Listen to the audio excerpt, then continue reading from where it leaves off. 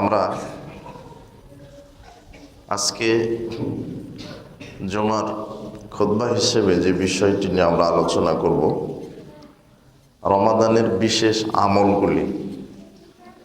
আমরা রমাদানে সিয়াম পালন করে থাকি, যেটা ফরজ। এরপরও রমাদানের বিশেষ বিশেষ স্পেশাল কিছু আমল আছে যেগুলি সাহাবায়ে কেরাম এবং যারা সৎ ব্যক্তি, যারা সালেহীন আমিলিন, তারা করে থাকেন। তো আমরা এই রমাদানকে কেন্দ্র করে রমাদানের যে শিক্ষা, রমাদান আমাদেরকে কি শিক্ষা দেয় এবং রমাদানে আমাদের কি আমল করা উচিত, রমাদান কেন আসে, রমাদানের উদ্দেশ্য লক্ষ্য কি, এটা আমাদেরকে কি শিখিয়ে দেয়। রাসূল সাল্লাল্লাহু আলাইহি সাল্লাম রমাদানকে শাহরুল মুবারাকা বলেছেন, বরকতময় মাস। মানে রমাদান মাসটা এত বরকত, রমাদানে আপনি যা কিছু করবেন, আপনার ইবাদত, আপনার মুআমালাত, ব্যবসা বাণিজ্য,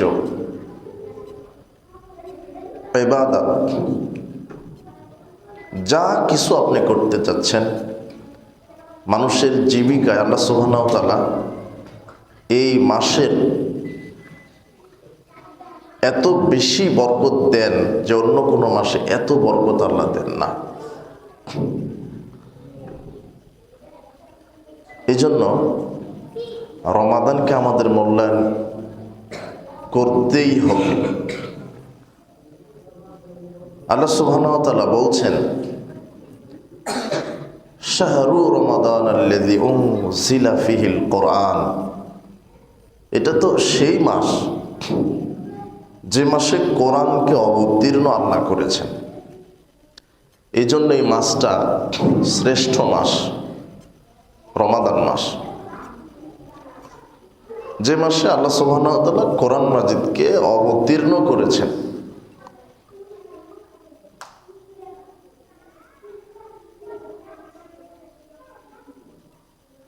রমাদান মাসকে আমরা কিভাবে মূল্যায়ন করতে পারি? এটা হলো একটা তাকওয়ার মাস, এটা বরকতের মাস, রহমতের মাস, কল্যাণের মাস, নাজাতের মাস। পুরো রমাদান, রাসূল সাল্লাল্লাহু আলাইহি ওয়াসাল্লাম বলছেন, ইযা দাখালা রমাদান, যখন তোমাদের কাছে রমাদান আসে, ফুতিহাত আবওয়াব রাহমা, আল্লাহ সুবহানাহু ওয়া তাআলা রহমতের সব দরজা খুলে দিয়ে রাখেন। রহমত বরকতের পরিপূর্ণ একটি মাস। এই মাসটা আমাদেরকে কি শিখিয়ে যাচ্ছে? অথচ আমরা গাফেল, আমরা আল্লাহ থেকে গাফেল, পরকাল থেকে গাফেল। দুনিয়াকে নিয়ে ব্যস্ত থাকতে থাকতে আমরা রমাদানকে মূল্যায়ন করতে ভুলে গেছি। আল্লাহ সুবহানাহু ওয়া তাআলা কোরআন মাজিদে বলছেন, আমি রমাদানে যে সিয়াম ফরজ করেছি, কেন? লাআল্লাকুম তাত্তাকুন, যাতে করে তোমরা আল্লাহ ভীতি অর্জন করতে পারো, আল্লাহকে ভয় করা যেন শিখো। আল্লাহ ভীতি অবলম্বন করতে বলেছেন। রমাদান এটা আমাদেরকে শিখিয়ে দেয়, আল্লাহকে ভয় করা শেখাই রমাদান। কেন? রমাদানে যে আমরা সিয়াম রাখি, রমাদান যে আমরা সিয়ামটা রাখি, সিয়ামটা কি? সুবহে সাদিক থেকে নিয়ে সূর্য ডোবা পর্যন্ত যাবতীয় খানা পানীয়, যৌন সম্ভোগ থেকে, পাপাচারমূলক কাজ থেকে বিরত থাকার নাম হচ্ছে সিয়াম। আমি এখন চাইলেও খেতে পারবো না, তার মানে আমি আল্লাহকে ভয় করি। আমি মিথ্যা কথা বলতে পারবো না, আমি গীবাত করতে পারবো না, ঝগড়া করতে পারবো না, আমি জেনা ব্যভিচারে লিপ্ত হতে পারবো না। কেন? আমি সিয়াম আছি, মানে আমি আল্লাহকে ভয় করে আছি। এরপরেও যারা রমাদানে ঝগড়া করছে, গীবত করছে, জেনা ব্যভিচারে লিপ্ত আছে, তারা আল্লাহকে ভয় করছে না। রাসূল সাল্লাল্লাহু আলাইহি ওয়াসাল্লাম বলছেন, মান লাম ইয়াদা কাওলা যুর ওয়াল আমালা বিহি, যে ব্যক্তি রমাদানে সিয়াম থাকা অবস্থায় মিথ্যা কথা, মিথ্যা কর্ম, পাপাচারমূলক কাজ থেকে নিজেকে দূরে রাখতে পারলো না, ফালাইসা লিল্লাহি হাজাতুন ফি আইয়াদা তা'আমাহু ওয়া শারাবাহু, তার খেয়ে থাকা আর না খেয়ে থাকা সমান, তার পান করা আর না পান করাটা সমান। তার মানে আমি সিয়াম রেখে একজনকে গালি দিতে পারি না। যদি আমি কাউকে গালি দেই, কারো গীবাত করি, সমালোচনা করি, জেনা ব্যভিচারে লিপ্ত হই, মিথ্যা কথা বলি, চুরি করি, ডাকাতি করি, সুদ খাই, ঘুষ খাই, দুর্নীতি করি, তাহলে আমার সিয়াম থাকা না থাকা কি সমান? এই ভীতিটা রমাদান শিখিয়ে দিচ্ছে। মানে আপনি বিরত আছেন, সুদ খাবেন না, ঘুষ খাবেন না, দুর্নীতি করবেন না, মিথ্যা কথা বলবেন না, জেনা ব্যভিচার করবেন না। কেন? আপনি বিরত আছেন। আর এই শিক্ষাটা রমাদান আমাদেরকে দেয়। শুধু কি রমাদানের জন্য ঘুষ খাবেন না? রমাদান আপনাকে শুধু বলেছে যে শুধু রমাদানে ঘুষ খাবেন না, রমাদান চলে গেলে ঘুষ খাওয়া ধরবেন, তাই না? রমাদানে শুধু সুদ খাবেন না, রমাদানে শুধু গালি দিবেন না, রমাদানে গীবাত করবেন না, রমাদান চলে গেলে বাকি 11 মাস আবার গীবত শুরু করবেন, এটাই তো, তাই না?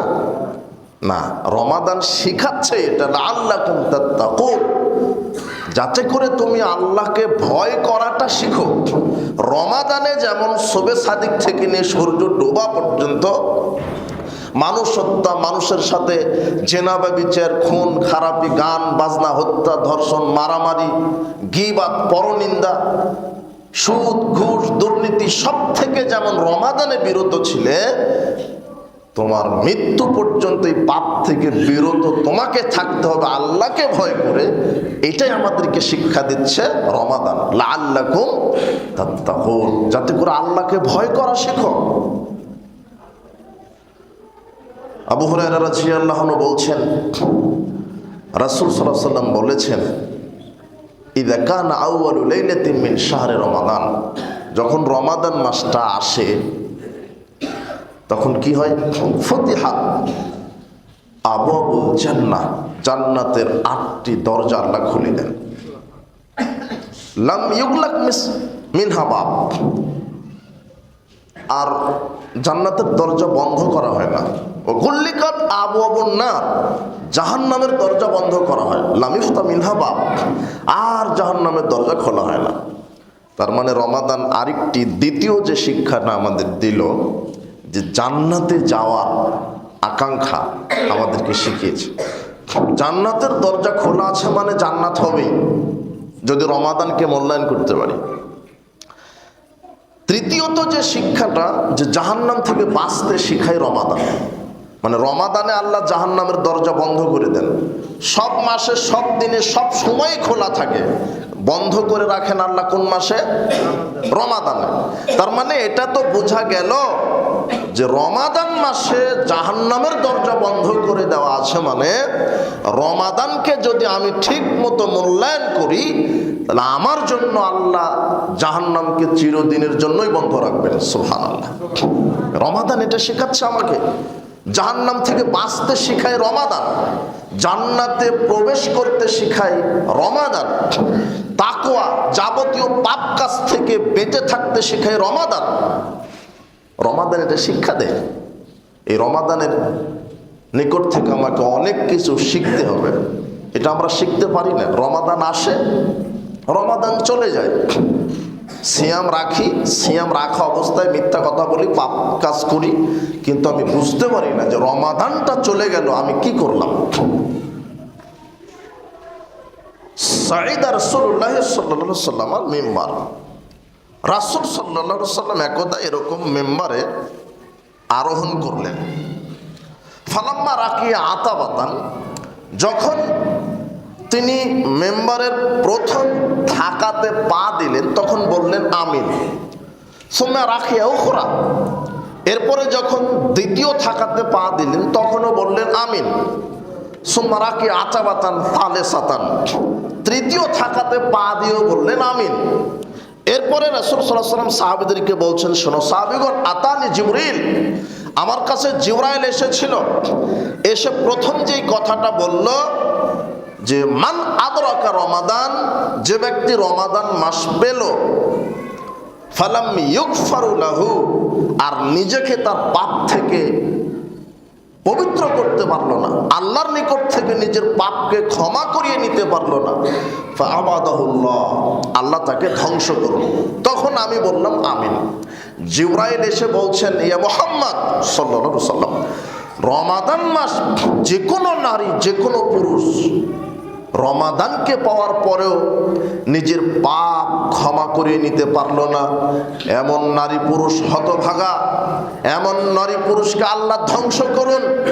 তখন মুহাম্মদ সাল্লাল্লাহু আলাইহি ওয়াসাল্লাম বললেন, হ্যাঁ আমিন, আল্লাহ ধ্বংস করুন। তার মানে রমাদান চলে যাচ্ছে আর আপনি গাফেল। রমাদান তাকওয়ার মাস, রমাদান জান্নাতের আশা আকাঙ্ক্ষার মাস, জান্নাত পাবই এই নিয়তের মাস, জাহান্নাম থেকে বাঁচবই এই নিয়তের মাস, জাহান্নাম থেকে আমি বাঁচবই, জাহান্নাম থেকে আমি বাঁচবই এই আকাঙ্ক্ষা, এই শিক্ষা আমাদেরকে রমাদান শিখাই। রমাদান পাপ ক্ষমা হওয়ার মাস, রমাদান আমাদেরকে শিখাই রমাদানকে যদি আমি মূল্যায়ন করি তাহলে পাপ ক্ষমা হবেই। রমাদানে যদি আমি আল্লাহর কাছ থেকে ক্ষমা ভিক্ষা চাই তাহলে আল্লাহ আমার পাপ ক্ষমা করবেনই করবেন। এই হাদিসটা আমি আপনাকে কি দিয়ে বুঝাই? রাসূল সাল্লাল্লাহু আলাইহি ওয়াসাল্লামের নিকটে জিবরাইল এসে বলছেন, রমাদান মাস পেল, নিজের পাপকে ক্ষমা করিয়ে নিতে পারলো না, এই ব্যক্তিকে আল্লাহ ধ্বংস করুন। তখন মুহাম্মদ সাল্লাল্লাহু আলাইহি ওয়াসাল্লাম বলছেন আমিন, হ্যাঁ লোকটাকে ধ্বংস করুন। তার মানে রমাদান চলে যাবে, আপনি কাফের থাকবেন, আপনি সবচেয়ে বড় হতভাগা, আপনি সবচেয়ে বড় কপাল পোড়া। এই রমাদানে বিশাল বিশেষ বিশেষ যে আমলগুলি আছে তার মধ্যে একটা আমল হচ্ছে বেশি বেশি তওবা ইস্তেগফার করা, আল্লাহর নিকটে ক্ষমা প্রার্থনা করা, আল্লাহর নিকটে ফিরে যাওয়া, আল্লাহর নিকটে তওবা করা, পাপ থেকে নিজেকে মুক্ত করার চেষ্টা করা। রাসূল সাল্লাল্লাহু আলাইহি ওয়াসাল্লাম বলছেন, আইয়ুহান নাস তুবু ইলাল্লাহ, হে মানব মণ্ডলী আল্লাহর কাছে ফিরে যাও, তোমরা তওবা করো। ফাইন্নী আতুবু ইলাইহি ফিল ইয়াউমি মিআ মাররা, আমি মুহাম্মদ সাল্লাল্লাহু আলাইহি ওয়াসাল্লাম আল্লাহর নিকটে দিনে 100 বার তওবা করি। আমি মুহাম্মদ সাল্লাল্লাহু আলাইহি ওয়াসাল্লাম দিনে আল্লাহর নিকটে 100 বারেরও বেশি তওবা করি। আপনি কয়দিন তওবা করেছেন? কয়টা তওবা করেছেন? দুনিয়া নিয়ে ব্যস্ত, সিয়াম রেখেছেন এ কথা ঠিক, সাহারি খান, সারাদিন কিভাবে চলে আপনার? না আছে তওবা, না আছে ইস্তেগফার, না আছে তাসবিহ তাহলিল, না আছে কোরআন তেলাওয়াত, না আছে দান সাদাকা। আরে রমাদানকে মূল্যায়ন করার সবচেয়ে বড় মাধ্যম হচ্ছে কোরআন মাজিদ তেলাওয়াত করা। রমাদানকে মূল্যায়ন করার সবচেয়ে বড় মাধ্যম হচ্ছে তাসবিহ তাহলিল বেশি বেশি করা, জিকির করা। রমাদানকে মূল্যায়ন করার সবচেয়ে বড় মাধ্যম হচ্ছে বেশি বেশি তওবা ইস্তেগফার করা। রমাদানকে মূল্যায়ন করার সবচেয়ে বড় মাধ্যম হচ্ছে আপনার কিয়ামুল লাইল, যেটা এখন তারাবির সালাত, তারাবির মাধ্যমে আল্লাহকে মূল্যায়ন করা। আপনি কি করছেন? দুনিয়া নিয়েই পড়ে আছেন, দুনিয়াকে নিয়ে প্রাধান্য দিয়ে, দুনিয়াকে নিয়ে ব্যস্ততা দেখিয়ে দুনিয়া নিয়ে আপনি পড়ে আছেন। অথচ রাসূল সাল্লাল্লাহু আলাইহি ওয়াসাল্লাম বলছেন, ওর চাইতে হতভাগ্য, ওর চাইতে কপাল পোড়ার কে হতে পারে যে রমাদান মাস চলে যাচ্ছে এরপরও মূল্যায়ন করে, রমাদানকে মূল্যায়ন করে নিজের পাপকে ক্ষমা করিয়ে নিতে পারছে না। তার চাইতে হতভাগ্য আর কে হতে পারে?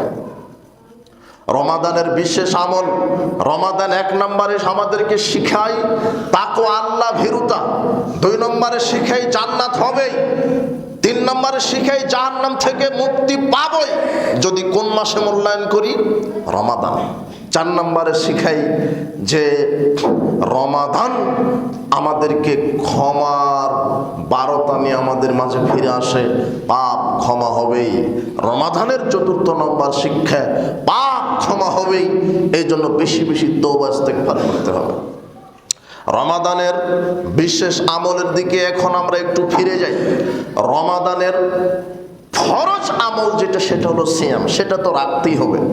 রমাদানে যে ব্যক্তি সিয়াম ফরজটা রাখে না, তার কবরের শাস্তি হবে, তার জাহান্নামের শাস্তি হবে।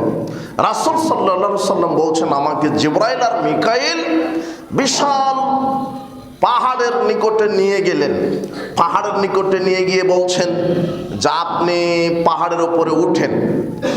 আমি বললাম যে আমি তো উঠতে পারবো না। তখন জিবরাইল আর মিকাইল আমি মুহাম্মদ সাল্লাল্লাহু আলাইহি সাল্লামকে সহযোগিতা করে পাহাড়ের উপরে উঠিয়ে দিলেন। পাহাড়ের উপরে উঠে আমি প্রথম যে দৃশ্যটা দেখলাম সেটা কি, যে কিছু মানুষকে উল্টা মুখে ঝুলিয়ে দেওয়া আছে। 2 পা আছে উপরের দিকে, রশি দ্বারা টাঙানো আছে, ঝুলানো আছে, মাথা আছে নিচের দিকে, আর ফেরেশতা আগুনের কেচি দ্বারা তাদের ঠোঁট কেটে দিচ্ছে। আমি জিজ্ঞাসা করলাম, এই লোকদের অপরাধ কি, কি পাপ করে মারা গেছে যার কারণে এইভাবে কবরে তাদেরকে শাস্তি দেওয়া হচ্ছে? তখন আমাকে জানানো হলো যে এরা রমাদানে দিনে খেয়ে বেড়াতো, সিয়াম রাখতো না। রমাদানে এরা ফরজ সিয়াম রাখতো না। তার মানে যারা রমাদানে সিয়াম রাখে না, তাদের কবরের শাস্তি হবে জাহান্নাম তো পড়ে আছে। ফরজ রমাদানের এটা ফরজ সিয়াম রাখতে হবে। কিন্তু বিশেষ কিছু আমল আছে, সেগুলি রমাদানকে মূল্যায়নের জন্য সে আমলগুলি করতে হবে। তার একটা আমল কোরআন মাজিদ তেলাওয়াত করেন, বেশি বেশি কোরআন মাজিদ তেলাওয়াত করেন রমাদানের বিশেষ আমল। আব্দুল্লাহ ইবনে আমর রাদিয়াল্লাহু আনহু বলছেন, রাসূল সাল্লাল্লাহু আলাইহি ওয়াসাল্লাম বলেছেন, আসিয়াম ওয়াল কোরআন ইয়াশফাআন লিল আবদ। কোরআন এবং সিয়াম বান্দার জন্য সুপারিশ করবে। ইয়াকুলু সিয়াম, সিয়াম বলবে আল্লাহর কাছে, আল্লাহ আয়া রব মানাতুহু তাম ওয়া শাহাওয়াতা বিন নারে, আমি এই ব্যক্তিকে দিনে কিছু খেতে দিইনি আর প্রবৃত্তির তাড়না থেকে আমি বাঁচিয়ে রেখেছিলাম, কাজ করতে দিইনি। ফাশাফিনি ফিহি, এই সিয়াম পালনকারীর জন্য আমার সুপারিশ কবুল করেন। ইয়াকুলুল কোরআন, এরপরে কোরআন বলবে মানাতুহু নাওমা বিল্লাইল, প্রতিপালক আমি এই লোকটাকে রাত্রে ঘুমাতে দিইনি, রাত জেগে কোরআন পড়েছে, আমার সুপারিশ কবুল করেন। তখন আল্লাহ সিয়াম এবং কোরআনের সুপারিশ কবুল করে যারা কোরআন প্রতিনিয়ত তেলাওয়াত করতেন আর যারা সিয়াম রাখতেন, আল্লাহ সুবহানাহু ওয়া তাআলা তাদেরকে জান্নাতে প্রবেশ করাবেন। তার মানে সিয়াম আপনার পক্ষে সুপারিশ করবে, কোরআন আপনার পক্ষে সুপারিশ করবে। তো কোরআন পড়লে তো, কোরআন তেলাওয়াত করলে তো, কোরআন অনুযায়ী আমল করলে তো, কিন্তু আপনার কোরআন তেলাওয়াত নাই, কোরআন অনুযায়ী নিজের জীবনকে পরিচালনা নাই, এই কোরআন কিভাবে আপনার পক্ষে সুপারিশ করবে? আল কোরআন হুজ্জাতুন লাক আও আলাইক। আরেকটি হাদিসে আল্লাহর নবী বলছেন, কোরআন মানুষের পক্ষে চলে যাবে বিচার মাঠে, আবার কোন মানুষের বিপক্ষে চলে যাবে। যারা কোরআন পড়ে, কোরআন বুঝে, কোরআন অনুযায়ী নিজের জীবনকে, পরিবার, সমাজ, রাষ্ট্র, ছেলে মেয়ে সবাইকে পরিচালনা করে, এদের পক্ষে কোরআন সুপারিশ করবে। আর যারা কোরআনকে মূল্যায়ন করে না, কোরআন তেলাওয়াত করে না, কোরআন নিজের জীবনে বাস্তবায়ন করেনি, তাদের বিপক্ষে চলে যাবে। যেমন কোরআনের সুপারিশ কবুল করে জান্নাতে দিবে, ঠিক কোরআন বিচার মাঠে বলবে এই লোকটা আমাকে মানেনি, একে জাহান্নামে দিতে হবে। ঠিক কোরআনের ওই সুপারিশও কবুল করে মানুষকে আল্লাহ জাহান্নামে দিবেন। মানুষ সেদিন বিপদে থাকবে যদি কোরআনকে মূল্যায়ন না করেন। এইটাই হলো কোরআন নাজিলের মাস, আর এটা আমাদেরকে শেখায় যে কোরআনকে মূল্যায়ন করতে হবে। পঞ্চমত রমাদান আমাদেরকে শিখাই যে কোরআনকে মূল্যায়ন করতে হবে। কেন? কোরআন নাজিলের মাসটাই হচ্ছে রমাদান। বেশি বেশি কোরআন মাজিদ তেলাওয়াত করবেন, সূরা বাকারা পড়েন, সূরা আলে ইমরান পড়েন। আল্লাহর নবী বলছেন যারা অলস তারা সূরা বাকারা আর আলে ইমরান পড়ে না। বিচারের মাঠে সূরা বাকারা আর সূরা আলে ইমরান একেবারে মেঘখণ্ডের মতো আসবে, ছায়া প্রদান করবে তেলাওয়াতকারীর পক্ষ থেকে। পাখি যেমন ডানা বিছিয়ে বিছিয়ে আসে এইভাবে আসবে পাটকারীর পক্ষ থেকে। তোহাজ্জান আল্লাহর সামনে ঝগড়া শুরু করবে। যারা সূরা বাকারা আর সূরা আলে ইমরান প্রতিনিয়ত তেলাওয়াত করেছে, আল্লাহ সুবহানাহু ওয়া তাআলা ওদের পাপের কারণে জাহান্নাম ঘোষণা করবেন। তখন বাকারা আর সূরা আলে ইমরান আল্লাহকে বলবেন, প্রতিপালক এই ব্যক্তিকে আপনি জাহান্নামে দিতে পারেন না। আল্লাহ বলবেন, না, জাহান্নামে যাওয়ার মতো পাপ আছে, আমি তাকে জাহান্নামে দিব। তখন এই দুইটা সূরা আল্লাহর সামনে ঝগড়া করবে, তর্ক করবে। ঝগড়া করতে করতে এমন ঝগড়া লাগিয়ে দিবে, শেষ পর্যন্ত আল্লাহ বলবেন, ঠিক আছে যাও, পারা তো বড় কঠিন, তা তোমাদের সুপারিশ কবুল করলাম, লোকটাকে জাহান্নাম থেকে নিয়ে এসে জান্নাতে প্রবেশ করিয়ে দাও। এর নাম সূরা বাকারা, সূরা আলে ইমরান। জাহান্নামে যায়নি, বিচার মাঠেই ঝগড়া। আল্লাহ বলবেন যে ঠিক আছে যাও, এখন জাহান্নাম ঘোষণা হয়েছিল কিন্তু তোমরা সুপারিশ করছো, তোমাদের সুপারিশ কবুল করা হলো, লোকটাকে জান্নাতে নিয়ে যাও। এটা সূরা বাকারা, সূরা আলে ইমরানের ক্ষমতা আল্লাহ দিবেন বিচারের মাঠে। এই জন্য আল্লাহর নবী বলছেন, অলস যারা তারা কোরআন মাজিদ সূরা বাকারা, সূরা আলে ইমরান পড়ে না। আপনি খুব ব্যস্ততা দেখাচ্ছেন, অন্তত রাত্রে সূরা মুলক পড়েন, ঘুমানোর পূর্বে সূরা মুলক পড়েন, ফজরের সালাতের পরে সূরা মুলক পড়েন। রাসূল সাল্লাল্লাহু আলাইহি ওয়াসাল্লাম বলছেন, হিয়াল মানিয়াতু হিয়াল মুনজিয়াতু তুনজিহি মিন আযাবিল কবরি। বিচারের কবরে যার সূরা মুলক বেশি তেলাওয়াত করা থাকবে, কবরের শাস্তি থেকে আল্লাহ তাকে বাঁচিয়ে দিবেন। কবরের শাস্তি হতে দিবে না, সূরা মুলক বাধা দিবে। সূরা মুলক কবরে বাধা দিবে, শাস্তি হতে দিবে না। আরো ব্যস্ত আছেন, ইখলাস পড়েন। রাসূল সাল্লাল্লাহু আলাইহি ওয়াসাল্লাম বলছেন, তোমরা কি দৈনিক প্রতি রাত্রে 10 পারা কোরআন মাজিদ খতম দিতে সক্ষম? আয়াজিজু আহাদুকুম আয়াকরা বিসুলসিল কোরআন কুল্লা লাইলাতিন। প্রত্যেক রাত্রে কি তোমরা 10 পারা কোরআন পড়তে সক্ষম? তো বলছে যে এটা কিভাবে সম্ভব? আল্লাহর নবী বলছেন, কুল হুয়াল্লাহু আহাদ তা'দিলু সুলুসাল কোরআন। একবার সূরা ইখলাস পড়ো, আল্লাহ তোমাকে 10 পারা কোরআন মাজিদের নেকি লিখে দিবে। আপনি ব্যস্ত। রাসূল সাল্লাল্লাহু আলাইহি ওয়াসাল্লাম বলছেন, মান কারা কুল হুয়াল্লাহু আহাদ আশরা মাররা হাত্তা ইখতিমাহা। আল্লাহর নবী বলছেন, যে ব্যক্তি সূরা ইখলাস শুরু থেকে শেষ পর্যন্ত একেবারে ধারাবাহিকভাবে 10 বার পড়বে, বানাল্লাহু লাহু কসরান ফিল জান্নাহ, ওই ব্যক্তির জন্য জান্নাতে একটা স্বর্ণরৌপ্য নির্মিত প্রাসাদ নির্মাণ করে দিবেন। খুবই ব্যস্ত দেখাচ্ছেন, ওটা সূরা ইখলাস 10 বার পড়েন না, ও 2 মিনিটে 10 বার পড়া যায়, 1 মিনিটে পড়া যায়। 1 মিনিটে জান্নাত হবে, সূরা ইখলাসকে মূল্যায়ন করেন। 5 মিনিট 10 মিনিটে সূরা মুলক তেলাওয়াত করেন, দুনিয়া নিয়ে ব্যস্ত থাকেন না। 1 ঘন্টায় একটা সূরা বাকারা পড়েন, 1-1.5 ঘন্টায় সুন্দরভাবে বাকারা আলে ইমরান পড়েন। বিচারের মাঠে এগুলি সুপারিশ করবে, জান্নাত হবে ইনশাল্লাহ। এটা রমাদান আমাদেরকে শিখিয়ে দেয়। রমাদানের বিশেষ আমল কোরআন মাজিদ তেলাওয়াত, রমাদানের বিশেষ আমল তওবা ইস্তেগফার, বেশি বেশি তাসবিহ তাহলিল জিকির আজগার। রমাদানের বিশেষ আমল দান করতে হবে। আয়েশা রাদিয়াল্লাহু আনহা বলছেন, যখন রমাদান মাস আসে তখন রাসূল সাল্লাল্লাহু আলাইহি ওয়াসাল্লামের দানের হাত বাতাসের গতির মতো গতিশীল হয়ে যায়, মানে বেশি বেশি দান করতেন। কেন? রমাদানে যে 1 টাকা দান করলে 70 গুণ নেকি, আর অন্য মাসে দান করলে নেকি কম, এটা নয়, নেকি সমান।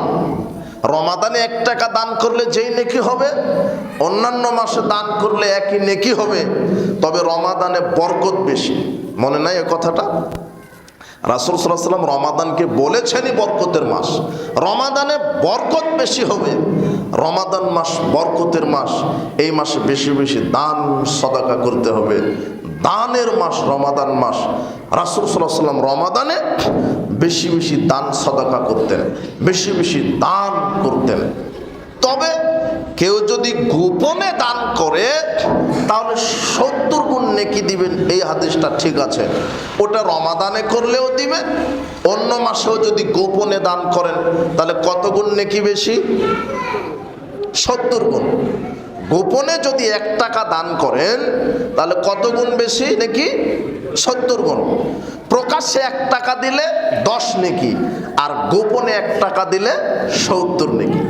তাহলে গোপনে দান করাই উত্তম। এটা রমাদানেও রমাদানের বাহিরেও দান করলে 10 নেকি, আর ধার কর্জ দিলে 18 নেকি। মানুষকে ধার দিলে কত নেকি? 18 নেকি। দানের চাইতে ধার দেওয়া কি? কর্জ দিলে রাসূল সাল্লাল্লাহু আলাইহি ওয়াসাল্লাম বলছেন যে মানুষকে ধার দিল সে দানেরও নেকি পাবে, কর্জ দেওয়ারও নেকি পাবে। সুবহানাল্লাহ। আর যদি দান করে শুধু দানের নেকি, আর কর্জ দেওয়ার নেকি হলো না। সমাজে ধার দেওয়া এই বিধান তো উঠেই গেছে, তাই সুদী অর্থনীতি চালু হয়ে গেছে। আর মানুষ তো বড় অকৃতজ্ঞ, ধারের টাকা পরিশোধও করতে চায় না, দিতে পারে তারপরও দেয় না। তবে যারা ধার দিচ্ছেন সমাজে, আর যারা ধার নিচ্ছে তারা তো অপারগ হয়েই ধার নিচ্ছে। এজন্য যারা ধার দিয়েছেন তাদেরও বিবেচনায় আনতে হবে যে তাদেরকে অবকাশ দেওয়ার চেষ্টা করবেন। হয়তোবা দিতে পারছে না, দেওয়ার কথা ছিল, একটু অবকাশ দেন। রাসূল সাল্লাল্লাহু আলাইহি ওয়াসাল্লাম বলছেন কেউ যদি ধার দেওয়ার পরে কোনো মানুষকে 1 দিন অবকাশ দেয় তাহলে 1 উহুদ পাহাড় সমান নেকি আল্লাহ দিবেন। দেওয়ার কথা ছিল 10 তারিখ, কিন্তু লোকটা বলছে আসলে তো 10 তারিখে পারবো না, 15 তারিখে দিব। তাহলে 5 দিন আপনি অবকাশ দিলেন, 5 দিনে 5টি উহুদ পাহাড়ের সমান নেকি। এটা ধারের নেকি। ধার দেওয়াটাই কঠিন, ধার দেওয়াটাই কঠিন। এই জন্য আল্লাহ রাসূল বলছেন ধার দিলে 18 নেকি, আর দান করলে কত নেকি? 10 নেকি। আর ধার দিলেও ওই টাকাটা দানের অটোমেটিক্যালি নেকি হয়েই গেল। ধারের তো নেকি হলো, দান করলে যে নেকি ওই নেকি অটোমেটিক্যালি আল্লাহ দিয়ে দিবেন। এটা আল্লাহর নবী বলছেন। তো দান বলছিলাম, দান রাসূল সাল্লাল্লাহু আলাইহি ওয়াসাল্লাম রমাদানে বেশি বেশি দান করতেন। বাতাসের গতির মতো তার হাতটা গতি ছিল, তো মানে বেশি বেশি দান করতেন। আল্লাহ সুবহানাহু ওয়া তাআলা বলছেন আল্লাযীনা ইউনফিকুনা ফিস সাররাই ওয়াদ দাররাই, যারা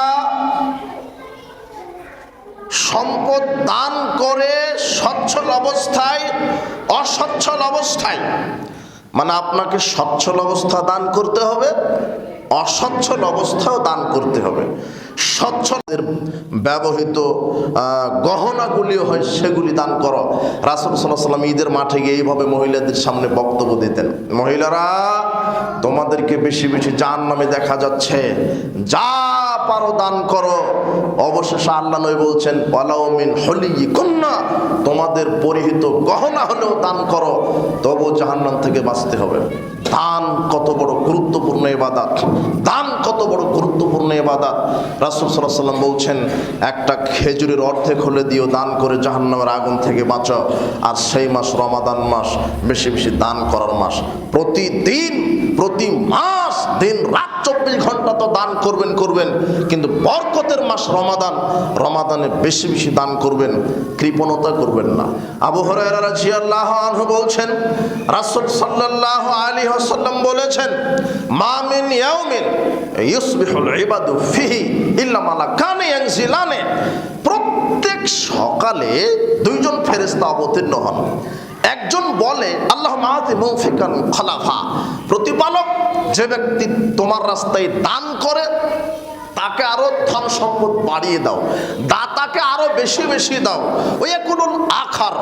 আর দ্বিতীয় ফেরেশতা বলে আল্লাহুম্মা আতি মুনসিকান তালাফা, আর যে ব্যক্তি কৃপণতা করছে তাকে তুমি ধ্বংস করো, যে ব্যক্তি কৃপণতা করছে তাকে তুমি ধ্বংস করো। তার মানে রাসূল সাল্লাল্লাহু আলাইহি ওয়াসাল্লাম এইভাবে বললেন কেন? ফেরেশতাগণ বদদোয়া করে যারা কৃপণতা করে। লা ইয়াদখুলুল জান্নাতা বাখিলুন, যারা কৃপণ তারা জান্নাতে যাবে না, যারা কৃপণ তারা জান্নাতে যাবে না। যারা কৃপণতা করে ধন সম্পদ জমা করে রাখে কিন্তু আল্লাহ রাস্তায় খরচ করে না, এরা জান্নাতে যাবে না। এই কথা মুহাম্মদ সাল্লাল্লাহু আলাইহি ওয়াসাল্লাম বলেন। রমাদানের বিশেষ আমল দান। এরপরে সাহাবায়ে কেরাম রমাদানকে জাকাতের মাস হিসেবে বিবেচনা করতেন। রমাদানকে জাকাতের মাস হিসেবে বিবেচনা করতেন। সাহাবায়ে কেরাম তাদের সম্পদের জাকাত বাহির করতেন রমাদান মাসে। সাহাবায়ে কেরাম জাকাত বাহির করতেন রমাদান মাসে। প্রতি বছর রমাদান মাসে তারা তাদের সম্পদের জাকাত বাহির করতেন। দান আপনার অনুগ্রহ। আপনার টাকা আছে, ইচ্ছা করলে কাউকে দিতে পারেন। ফকির আসছে, 500 টাকা 5 টাকা দিতে পারেন। অনুগ্রহ, দয়া। ইমানের গতি যার যত বেশি, নেকি তার তত বেশি। কিন্তু জাকাত অনুগ্রহ নয়, জাকাত দয়া নয়, জাকাত দিতে আপনি বাধ্য। বলেন তো কি? বাধ্য। জাকাত ওটা হলো ফকির মিসকিনের হক। যারা জাকাত দেয় না এরাও দুর্নীতিবাজ। জাকাত আপনার সম্পদে ওটা ফকির মিসকিনের হক আছে, ওটা অসহায় দরিদ্র এদের হক আছে। আল্লাহ বলছেন নফিয়া মলিহিম হাক্কুল লিসাইলি ওয়াল মাহরুম, তোমাদের সম্পদে হক আছে যারা সায়েল, ভিক্ষুক, মাহরুম, বঞ্চিত, যারা বঞ্চিত, অসহায়, দরিদ্র, ফকির, মিসকিন, ইয়াতিম, যারা ঋণগ্রস্ত, যারা নিঃস্ব, এদের হক আছে ধনীদের সম্পদে। আপনি যারা জাকাত দিচ্ছেন না তারাও দুর্নীতিবাজ। ওরা ফকির মিসকিনের হক মেরে খাচ্ছে। বিচার মাঠে এদের পরিস্থিতি হবে কঠিন, যারা তাদের সম্পদের জাকাত দেয় না। আর জাকাতের মাস হচ্ছে রমাদান। এই মাসে যদি নিসাব পরিমাণ সম্পদের মালিক হন জাকাত দিতে হবে। আল্লাহ সুবহানাহু ওয়া তাআলা বলছেন আকিমুস সালাতা ওয়া আতুজ যাকাত, তোমরা সালাত আদায় করো, যাকাত প্রদান করো। আল্লাহ সুবহানাহু ওয়া তাআলা বলছেন ইয়া আইয়ুহাল্লাযিনা আমানু আনফিকু মিন তাইয়্যিবাতি মা কাসাবতুম, হে বিশ্বাসীগণ তোমরা যারা উপার্জন করো, চাকরি করে, ব্যবসা করে, দুই হাতে কামাই করে যা উপার্জন করো সেই টাকা থেকে যাকাত দাও। ওয়া মিম্মা খরাজনা লাকুম মিনাল আরদ, আর আমি আল্লাহ তোমাদেরকে জমিন থেকে যেই ফসলটা উৎপাদন করে দিই সেই ফসলেরও যাকাত প্রদান করো। ফসলের ওসর দিতে হয় আর সম্পদের টাকার স্বর্ণরৌপ্যের যাকাত দিতে হয়। আল্লাহ সুবহানাহু ওয়া তাআলা বলছেন যে কুলু মিন তামারিহি, তোমরা তোমাদের ফসল থেকে খাও, তোমরা তোমাদের উৎপাদিত যে ফসল এই ফসল থেকে খাও, জীবনযাপন করো। ইযাসমারাতু হাক্কাহু ইয়াওমা হাসাদিহি, আর যেদিন ফসলটা কাটবে কেটে নিসাব পরিমাণ হলে ফসলের ওসর আদায় করো। এই কথা আল্লাহ সুবহানাহু ওয়া তাআলা বলছেন। ফসলের ওসর দিতে হয়, টাকার স্বর্ণের রৌপ্যের যাকাত দিতে হয়।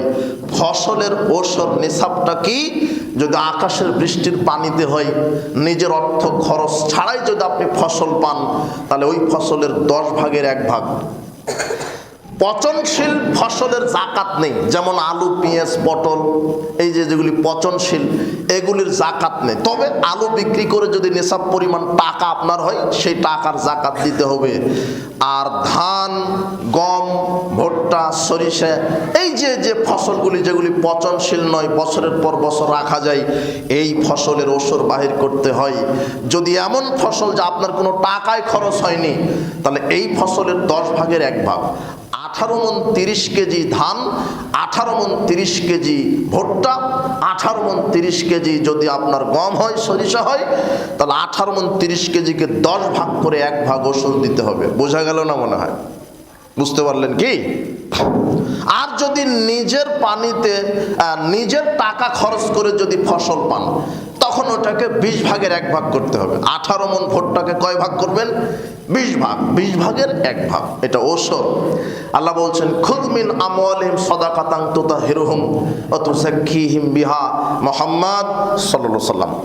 যারা ধনী মানুষ তাদের সম্পদ থেকে যাকাত বাহির করে তাদের সম্পদকে তাদেরকে পবিত্র করে দাও। যেই সম্পদের জাকাত বাহির করা হয় না ওটা হলো অপবিত্র। 18 মণ 30 কেজি ধান আপনার কাছে আছে আর সেটার ওসর আপনি বাহির করলেন না, 18 মণ 30 কেজি হারাম। ওই ধান খেয়ে ইবাদত করলে আর ইবাদতের নেকি হবে না। এবার মনে হয় বুঝেননি কথা, বুঝলেন কি? যেই ফসলের ওসর বাহির করা হলো না ওই ফসলটা অপবিত্র, ওই ফসল খেয়ে ইবাদত করলে আর ইবাদতের নেকি কবুল হবে না। তাহলে মানুষ কত ক্ষতিগ্রস্তের মধ্যে আছে, কত ধনী মানুষ আছে যে তারা জাকাত বাহির করছে না। এটা হলো ফসলের ওসর।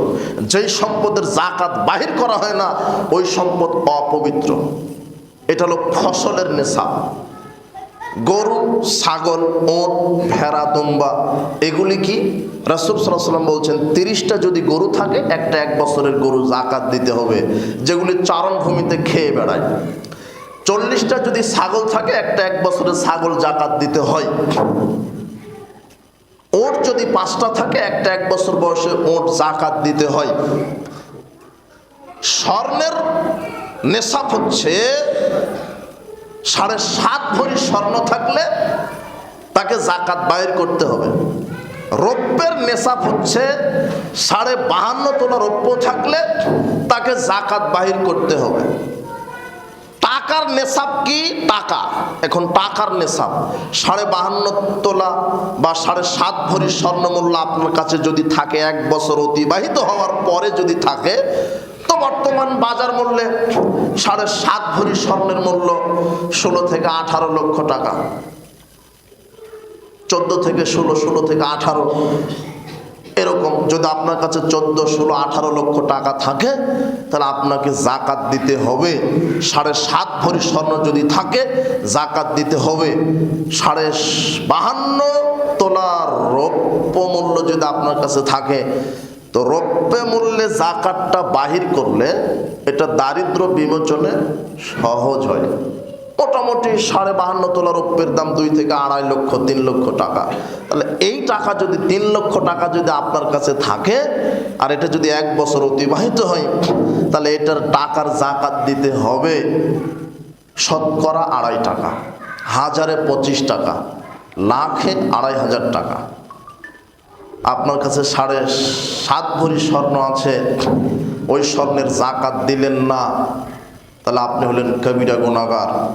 কবরের শাস্তি, পরিণাম জাহান্নাম। কোরআন মাজিদে আল্লাহ বলেছেন আল্লাযীনা ইয়াকনিজুনা আয-যাহাবা ওয়াল ফিদ্দাতা, যারা স্বর্ণ এবং রৌপ্যকে জমা করে রাখে, ওয়ালা ইউনফিকুনাহা ফি সাবিলিল্লাহ, আর আল্লাহর রাস্তায় যাকাত দেয় না, ফাবাশশিরহুম বিআযাবিন আলীম, কঠিন শাস্তির সুসংবাদ তাদেরকে দাও। তাদের জন্য কঠিন শাস্তির সুসংবাদ রয়েছে। ইয়াওমা ইউহমা আলাইহা ফি নারি জাহান্নাম ফাতুকওয়া বিহা জিবাহুম ওয়া জুনুবুহুম ওয়া যুহুরুহুম। বিচারের মাঠে স্বর্ণরৌপ্যকে আল্লাহ জাহান্নামের আগুনে তাতাবেন। ফাতুকওয়া বিহা, এটা দিয়ে ছিল মেরে দিবেন আল্লাহ, জিবাহুম কপালে, জুনুবুহুম তাদের পাঁজরে, যুহুরুহুম তাদের পৃষ্ঠদেশে।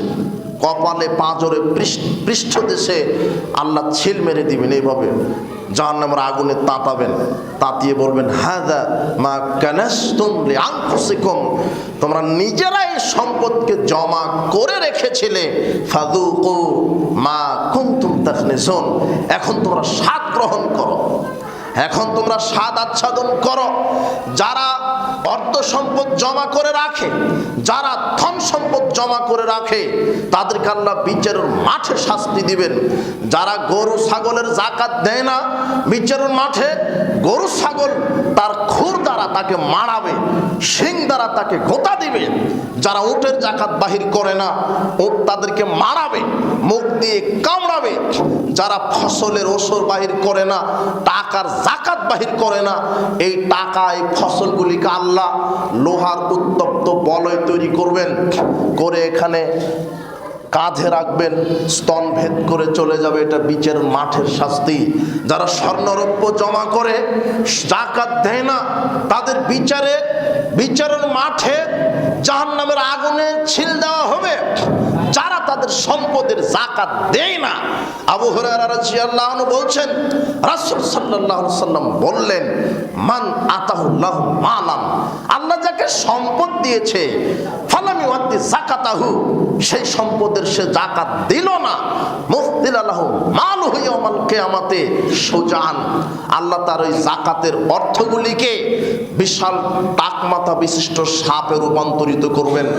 আকরা লাহু বিজাবিবাতানে, যেই দুটা সাপের দুটা চোখের উপরে কালো দাগ থাকবে, এও তাওয়াকু ইয়াউমাল কিয়ামা, আল্লাহ ওই সাপকে গলায় পেঁচিয়ে দিবেন। ওই সাপকে যখন গলায় পেঁচিয়ে দিবে, সময় খুঁজু বিলিজে মাথায় হে ইয়ানি বিশিদকাই হে, তখন সাপ তার চোয়ালে দংশন করবে। এরপরে সাপ কথা বলবে, আনা মালুকা না কাংসুকা, আমি তোমার সঞ্চিত সম্পদ, আমি তোমার সঞ্চিত সম্পদ। তখন মুহাম্মদ সাল্লাল্লাহু আলাইহি ওয়াসাল্লাম এই হাদিসটা বলার পরে সাহাবীদেরকে কোরআন মাজিদের একটা আয়াত শুনিয়ে দিলেন, ওয়ালা ইয়াহসাবান্নাল্লাযীনা ইয়াবখালুনা বিমা আতাহুমুল্লাহু মিন ফাদলি, আল্লাহ তোমাদেরকে যে সম্পদ দিয়েছে, আল্লাহ তার নিজ অনুগ্রহে তোমাদেরকে যে সম্পদ দিয়েছে, এই সম্পদ যারা কৃপণতা করে জমিয়ে রাখো, হুয়া খায়রুল লাহুম, তোমরা মনে করো না এটা তোমাদের জন্য কল্যাণকর, বাল হুয়া শাররুল লাহুম, এটা তোমাদের জন্য অকল্যাণকর। সায়ুতাওয়াকুনা মা বাখলু বিহি ইয়াউমাল কিয়ামা, আল্লাহ তোমাদের বিচার মাঠে এই সম্পদগুলি কাঁধে ঝুলিয়ে দিবেন, এই সম্পদগুলি কাঁধে ঝুলিয়ে দিবেন যারা তাদের সম্পদের যাকাত বাহির করে না। হাত্তা ইকদাবাইনান নাস, যতদিন মানুষের বিচার না শেষ হবে, সারা পৃথিবীবাসী যখন বিচার মাঠে উপস্থিত হবে, হাজারো লক্ষ কোটি মানুষের বিচার শেষ না হওয়া পর্যন্ত যারা তাদের সম্পদ দেয়নি, তারা সেই সম্পদ কাঁধে বহন করবে। পরিস্থিতি কত জটিল। এদেশের মাটিতে কত ধনিক শ্রেণীর মানুষ আছে যাদের সম্পদ থেকে যাকাত বাহির করলে হাজার কোটি টাকা যাকাত বাহির হবে। এরকম মিলিয়ন বিলিয়ন ট্রিলিয়ন কোটি টাকার, হাজার লক্ষ কোটি টাকার মালিক আছে যারা তাদের সম্পদ দিচ্ছে না। বিচার মাঠে এদের অবস্থা করুন। এদের জন্য কবরের শাস্তি, এদের জন্য বিচার মাঠের শাস্তি, আর চূড়ান্ত ফায়সালা জাহান্নাম। রাসূল সাল্লাল্লাহু আলাইহি ওয়াসাল্লাম যাকাত বাহির করতে বলেছেন, ধনীদের কাছ থেকে নিতে বলেছেন, গরিবদেরকে দিতে বলেছেন। ব্যবহৃত স্বর্ণেরও যাকাত দিতে হবে। আপনার স্ত্রী যেই সম্পদ, যেই স্বর্ণ ব্যবহার করছে তারও যাকাত দিতে হবে, যে রৌপ্য ব্যবহার করছে তারও যাকাত দিতে হবে। আয়েশা রাদিয়াল্লাহু আনহার হাতে একটা রৌপ্যের আংটি ছিল। রাসূল সাল্লাল্লাহু আলাইহি ওয়াসাল্লাম বলছেন, এই তুমি কি এর যাকাত বাহির করো? তো বলছেন না, হুয়া হাসবুকা মিনান নার। তখন মুহাম্মদ সাল্লাল্লাহু আলাইহি ওয়াসাল্লাম বলছেন, এই রৌপ্যের আংটি তোমার জাহান্নামের কারণ হবে যদি যাকাত বাহির না করো। হাদিস আবু দাউদের 1565, তিরমিজির 637 নম্বর হাদিস। দুইজন মহিলা আসলেন স্বর্ণের বালা পরে, দুইজন মহিলা আসলেন স্বর্ণের বালা পরে। আল্লাহর নবী বলছেন, কি তোমরা কি স্বর্ণের যাকাত বাহির করো? তো না, তো এটা তো তোমাদের জাহান্নামের কারণ হবে। তার মানে বোঝা যাচ্ছে আপনার স্ত্রী যে স্বর্ণটা ব্যবহার করে তারও যাকাত দিতে হবে। যেটা সুকে যে ড্রয়ারে রেখেছেন ভরি ভরি স্বর্ণ, তার তো যাকাত দিতে হবে। যেই স্বর্ণ ব্যবহার করে আছে তারও যাকাত দিতে হবে, না হলে বিচারের মাঠ হবে ভয়াবহ। সাহাবায়ে কেরাম যাকাতের মাস হিসেবে গণ্য করতেন রমাদান। উপস্থিত বৈঠকের মুসলিম দিনী ভাই বোন, রমাদানের বিশেষ আমলে ছিল সিয়াম, এটা ফরজ। এরপরে ছিল কোরআন মাজিদ তেলাওয়াত, এরপরে ছিল সাধারণ দান, কৃপণতা করলেও জাহান্নাম, এরপরে ছিল যাকাত, তারপরে ছিল তাসবিহ তাহলিল, বেশি বেশি জিকির তাসবিহ তাহলিল, এরপরে ছিল আপনার তওবা ইস্তেগফার। এটা হলো মূল। আল্লাহর নবী বলছেন যে রমাদান চলে যাবে আর নিজের পাপ ক্ষমা করে নিতে পারবে না, আল্লাহ তাকে ধ্বংস করুন। তার চাইতে কপাল পোড়ার কে হতে পারে? রমাদানে তারাবির সালাত, বিগত সব পাপ আল্লাহ ক্ষমা করবেন। রমাদানে কিয়ামুল লাইল, বিগত সব পাপ আল্লাহ ক্ষমা করবেন। আর সেই দশকে লাইলাতুল কদরকে মূল্যায়ন করবেন। রমাদানের বিশেষ আমলের কথা বলতে গিয়ে এই কয়েকটা কথা বললাম যে লাইলাতুল কদর শেষ দশকে বেজোড় রাত্রি। রাসূল সাল্লাল্লাহু আলাইহি ওয়াসাল্লাম বলছেন যে তোমরা শেষ দশকের বেজোড় রাত্রিগুলিতে কদর তালাশ করো। লাইলাতুল কদরে আপনি ইবাদতের ধরন কেমন হবে? লাইলাতুল কদরে আপনার ইবাদতের ধরন ওই যে তারাবির যে 8 রাকাত 11 রাকাত পড়েন ওটাই হবে। তবে আপনি সেই দিন খুব দীর্ঘ কেরাতে সালাত আদায় করবেন। 2 রাকাতে আধা ঘন্টা লাগিয়ে দেন, 15-20 মিনিট লাগিয়ে দেন, বেশি বেশি কোরআন মাজিদ তেলাওয়াত করলেন, তাসবিহ তাহলিল করলেন, আর ক্ষমা চাইবেন। আল্লাহুম্মা ইন্নাকা আফুব্বুন তুহিব্বুল আফওয়া ফাআফু আন্নি। আল্লাহ তুমি ক্ষমাশীল, তুমি ক্ষমা করতে ভালোবাসো, কাজেই তুমি আমাকে ক্ষমা করো। লাইলাতুল কদরকে মূল্যায়ন করবেন 11 রাকাত সালাত দিয়ে। ওই 20, 50, 100 রাকাত সালাত আদায় করবেন ওটা নয়, 11 রাকাতের মধ্যে সীমাবদ্ধ। 2 রাকাত সালাত আদায় করবেন লম্বা কেরাতে, লম্বা রুকুতে। লম্বা কেরাত মানে আপনি তো হাফেজ না যে সূরা বাকারা জানেন, ইখলাস তো জানেন, সূরা ফাতিহার পরে 20 বার ইখলাসই পড়তে থাকেন। বোঝা গেল না? মনে হয় বুঝতে পারলেন কি? সূরা ফাতিহার পরে 20 বার সূরা ইখলাস, শেষ হলো আবার বিসমিল্লাহ বলে আবার সূরা ইখলাস। এভাবে সূরা ইখলাসই পড়েন 5 মিনিট ধরে। রুকুতে যান, সুবহান রাব্বিয়াল আযীম বলতে থাকেন 100 বার, ওখানে 5 মিনিট লাগিয়ে দেন। সেজদায় যান, ওখানে সুবহান রাব্বিয়াল আলা, এটা ছাড়া তো আর জানেন না, এটাই বলেন 100 বার, ওখানে 5 মিনিট। তবে আর একটা কথা বলি, যে কোনো সুন্নাত নফল তারাবি তাহাজ্জুদ যেটাই বলেন, সেজদায় গিয়ে আপনি বাংলাতেও দোয়া করতে পারবেন, এটাই ঠিক। বাংলাতে বলেন আল্লাহ আমাকে ক্ষমা করো, আমার বাপ মারা গেছে ক্ষমা করো, আল্লাহ আমাকে হালাল বৈধ রুজি দান করো, আল্লাহ আমার স্ত্রী অসুস্থতাকে সুস্থতা দান করো। যত যা কিছু চাওয়া আছে সেজদাতে চাইবেন, মানে এখন আল্লাহর নিকটে আপনি আছেন, যা চাইবেন আল্লাহ আপনাকে তাই দিয়ে দিবেন। ওখানে আপনি চান, চাইতে থাকেন, 10 মিনিট চাইতে থাকেন সেজদাতে। এইভাবে আপনি লাইলাতুল কদরকে মূল্যায়ন করেন। 2 রাকাত সালাত আদায় করে দেন, একেবারে 1 ঘন্টায় 2 রাকাত, আধা ঘন্টা 2 রাকাত, 2 রাকাত সালাত আদায় করেন আধা ঘন্টা পর্যন্ত, 2 রাকাত সালাত আদায় করেন 10 মিনিট পর্যন্ত। এইভাবে 8 রাকাত সালাত আদায় করবেন 4টা পর্যন্ত, ভোর 4টা। এরপরে দেখছেন যে সুবহ সাদিক হয়ে যাচ্ছে, টপ করে তাড়াতাড়ি করে 1 রাকাত অথবা 3 রাকাত বিতের পরেই সাহারি খাবেন। এইভাবে লাইলাতুল কদরকে মূল্যায়ন করবেন। মনে থাকবে তো ইনশাআল্লাহ? যে কোনো মূল্যে পাপ ক্ষমা করে নিতে হবে। আর রাসূল সাল্লাল্লাহু আলাইহি ওয়াসাল্লামের ওই বাক্যটা মনে রাখবেন, রমাদান চলে যাচ্ছে অথচ নিজের পাপ ক্ষমা করতে পারছেন না, তার চাইতে হতভাগ্য আর কে হতে পারে? সম্মানিত উপস্থিতি, আপনাদেরকে বলছিলাম রমাদানের বিশেষ আমল।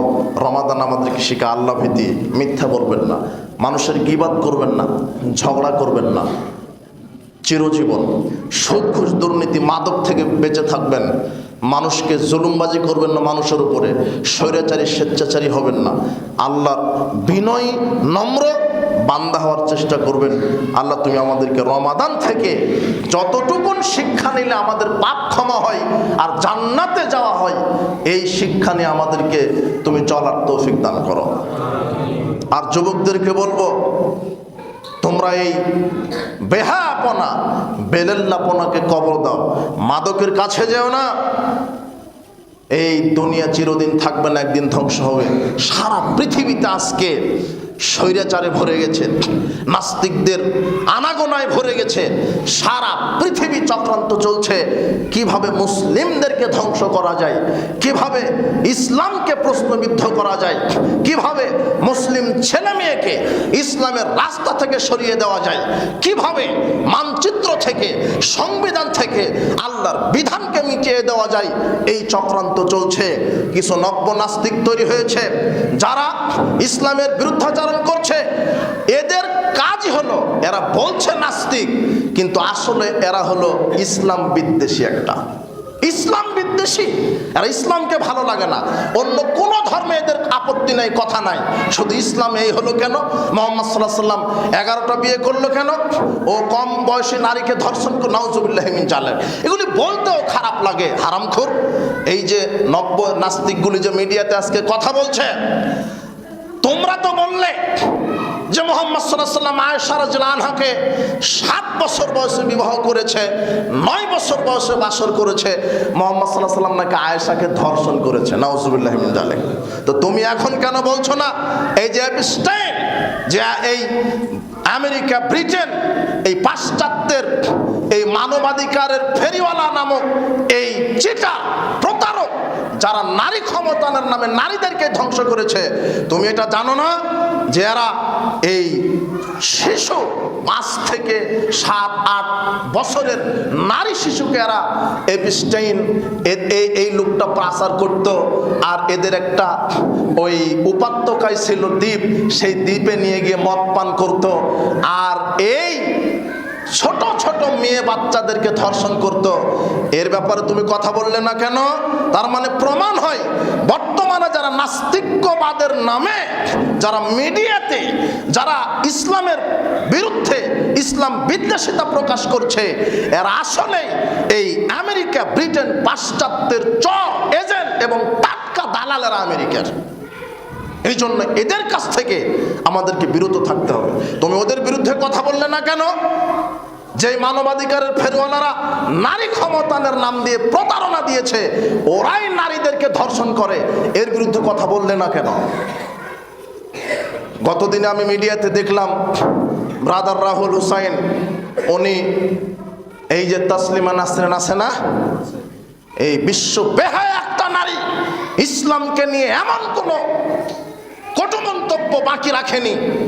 ব্রাদার রাহুল হুসাইন আমার দিনী ভাই, বড় ভাই, ও আহ্বান জানিয়েছে ডিবেটের। আপনি বসেন, যদি সাহস থাকে বসেন। সারা পৃথিবীবাসী জানো ইসলাম বিজয়ী, ইসলাম নতুন করে বিজয়ী হতে হবে না।